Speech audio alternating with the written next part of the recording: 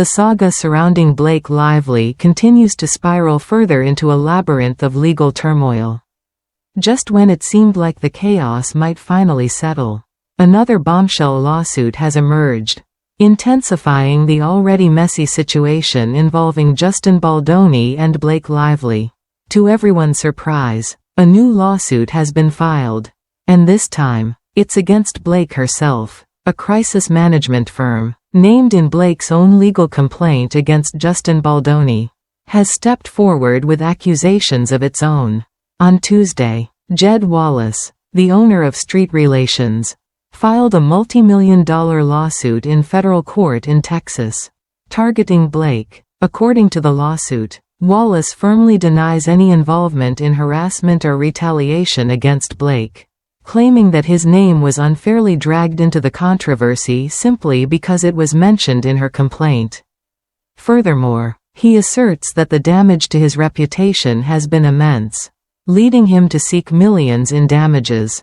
If you're finding it difficult to keep up, don't worry, this is already the 5th lawsuit to be filed in connection with the ongoing scandal surrounding Blake Lively and Justin Baldoni. Just to recap, in December, Blake initiated her own federal lawsuit against Justin Baldoni, while Justin retaliated with a lawsuit of his own against the New York Times. Meanwhile, former publicist Stephanie Jones filed a defamation suit against Baldoni. Then, in January, Justin took legal action against Blake, her husband Ryan Reynolds, and their publicist Les Sloan. And now, we have yet another legal battle as Jed Wallace, who is mentioned in Blake's original complaint, seeks to clear his name. To provide some context, Blake's legal complaint accused Justin Baldoni of hiring a crisis management team to manipulate public perception and create a wave of online hostility towards Blake in order to shield Justin from negative media attention. In her complaint, Blake explains that, in the months following the initial controversy, with the guidance of Wayfarer and Baldoni, the team orchestrated a complex and well-funded campaign of retaliation. This strategy, Blake claims, went beyond public relations spin, involving hired subcontractors such as Jed Wallace, who was allegedly tasked with creating the illusion of grassroots online support to fuel a smear campaign against her. The team is accused of mobilizing a digital army, with efforts ranging from New York to Los Angeles, strategically planting content on social media platforms and internet forums to attack Blake's credibility. According to Blake, the goal was to manufacture viral content that could be fed to journalists and reporters, influencing public opinion and stirring up a frenzy of backlash against her, all while safeguarding Justin from potential exposure. The complaint also details how this digital assault was not limited to damaging Blake's reputation. It was equally aimed at propping up Justin Baldoni's public image by suppressing negative content about him. On August 10, the day after the release of a film, Miss Nathan's team reportedly began noticing a significant shift on social media, largely attributed to the efforts of Jed Wallace and his team. This shift involved the narrative around Blake becoming increasingly negative, with social media posts directing more attention toward her and Ryan Reynolds, rather than Justin. An exchange of text messages between Jennifer Ailes' team indicated that, while the coverage had remained limited, there was an apparent shift in sentiment, largely due to Jed's efforts. The messages also noted that the online conversation was beginning to tilt heavily in Justin's favor, with many of the posts echoing a narrative that cast Blake and Ryan in a negative light. In the lawsuit, Jed Wallace is also specifically mentioned again when Miss Nathan shared with Miss Abel that they were crushing it on Reddit. This reference, Blake's legal team claims, points directly to Jed Wallace, an independent contractor who was hired by Wayfarer to manage social media efforts in support of Baldoni. As detailed in the complaint, Jed's team worked to flood online platforms like Reddit with content that vilified Blake and defended Justin. One particularly troubling exchange involved an employee of Wayfarer sending links to a sensational story about Blake's family and noting that the tides are swirling around Ryan now, indicating that the manipulation of public sentiment was intensifying. The intensity of this online manipulation was further revealed when a TikTok video surfaced, calling for Blake to divorce Ryan, which was also circulated by the team. They described this post as very helpful in furthering the campaign to discredit Blake. The lawsuit paints a picture of a meticulously orchestrated smear campaign, designed not only to damage Blake's credibility but also to bolster Justin Baldoni's public image through carefully manipulated narratives and strategic leaks to the media. Blake Lively's legal battles continue to unfold with a new twist involving a previous attempt to question Jed Wallace under oath. Her legal team had initially filed a notice in Hays County, Texas, seeking permission from the court to depose Jed, intending to question him in detail as part of the ongoing legal proceedings. However, in a surprising turn, the request was quietly withdrawn just last month, leaving many to wonder why they chose not to pursue the deposition. Despite this change in direction, Jed's name is still prominently featured in Blake's complaint, and understandably, he is far from pleased. His attorneys have now argued that Blake should not be afforded the usual protections under litigation privilege, which typically shields individuals from defamation claims made in the course of legal proceedings. Jed's legal team claims that Blake's decision to distribute her civil rights complaint to various media outlets was a deliberate move to garner widespread attention, turning the case into a public spectacle.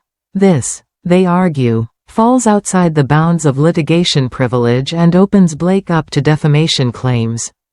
This argument is not new. Justin Baldoni's legal team has been pushing the same narrative, accusing Blake and her team of stepping beyond the legal confines and using the media to amplify her complaint rather than keeping it confined to the courtroom. This media frenzy, they contend, has transformed a private legal matter into a public spectacle, with the press spreading her accusations far and wide. Things get even more complicated with the recent revelations about the metadata from an article published by the New York Times. Justin Baldoni's legal team has pointed to the metadata, which allegedly shows that the Times began preparing its article about Blake's complaint as early as October 31, 2024, nearly 2 months before Blake's civil rights complaint was officially filed in December. This timing, they claim, suggests a coordinated effort between Blake and the Times to defame Justin, further undermining the legal protections typically afforded to those involved in litigation. According to Justin's team, this early preparation of the article raises serious questions about the timing and intent behind its publication. In response, the New York Times has vehemently denied these allegations. They argue that the metadata date in question is a result of Google software, which does not reflect when the Times actually received or began working on Blake's complaint.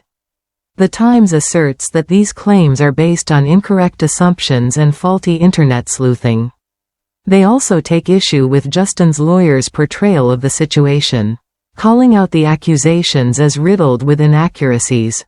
The Times has stated that the supposed early access to Blake's complaint is a fabrication, built on false claims made by amateur online investigators. The confusion deepens with the mention of a December 10 date attached to the article. According to Justin's amended complaint, the PDF of Blake's civil rights complaint linked in the article was allegedly uploaded to the Times servers as early as December 10, 2024, even though Blake didn't file her complaint until December 21. This discrepancy, however, is not as straightforward as it seems. Justin's legal team has speculated that this early upload was due to the Times' use of a web crawler, a program designed to catalog websites and files across the Internet. The web crawler apparently recorded the PDF as having been uploaded well before Blake's complaint was officially filed.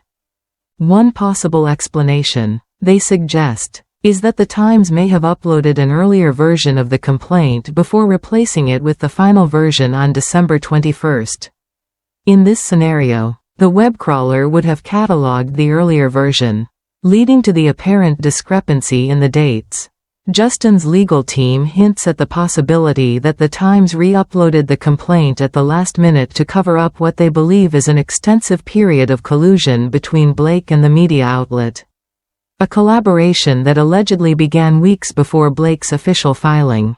This theory further intensifies the already charged atmosphere, casting doubt on the integrity of the entire media handling of the case and suggesting that the truth might be far more complicated than it appears on the surface. The New York Times has firmly rebutted the claims made by Justin Baldoni's legal team, which have been fueled by allegations circulating online. These accusations, discussed in my previous video, suggest that the Times had been working on Blake Lively's complaint story well before it was publicly published, and even before Blake had officially filed her complaint. It seems that Justin's legal team saw these internet-driven theories and incorporated them into their amended complaint. However, the New York Times stands by its position, denying any truth to these allegations, asserting that they did not collaborate with Blake in any manner prior to the filing of her complaint. Meanwhile, another significant development has taken place in the ongoing saga, this time in the form of a new lawsuit filed against Blake Lively by Jed Wallace, who seems to be strategically leveraging the situation to his benefit. On Wednesday, TMZ reported that Chip Babcock, a partner at Jackson Walker LLP, the Texas law firm representing Jed Wallace, had made strong statements to the press. According to Babcock, Blake Lively made false claims to the media through a private administrative filing, in which she accused Mr. Wallace and his firm, Street Relations, of harassment, retaliation, aiding others in similar actions, breaching contracts, and engaging in various other forms of improper conduct. Jed Wallace, a man who values his privacy deeply, has categorically denied ever meeting or speaking with Blake Lively. He asserts that he has never been involved in any campaign to defame or target her in any way. His decision to file this lawsuit, he explains, was a necessary move to protect himself and his family, especially after Blake filed against him in Texas and signaled her intention to name him in yet another lawsuit. This growing web of legal entanglements only seems to deepen by the day, and it is difficult to fathom that yet another lawsuit has been added to the already complex mix. As we continue to follow this case, the only certainty is that the situation remains highly volatile and unpredictable. With so many twists and turns, who can say if this latest lawsuit will be the final chapter in this tangled story? For now, all we can do is watch as it unfolds. I'd love to hear your thoughts on all of this in the comments below. Thank you so much for your support, and I'll talk to you again in the next video. Bye for now.